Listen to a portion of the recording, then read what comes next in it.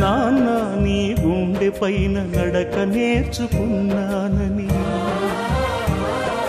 నీ చూపుడు వేలితో లోకాన్నే చూశానని,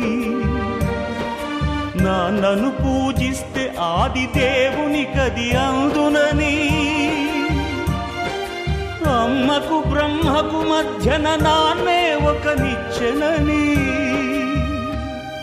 తెలియనైతి తండ్రి, ఎరుగనైతి నాన్న.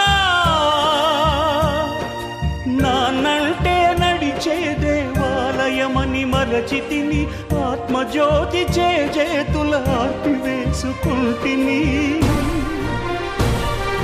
మరచిపోయి కూడా నన్ను మన్నించొద్దమ్మా, కలనైనా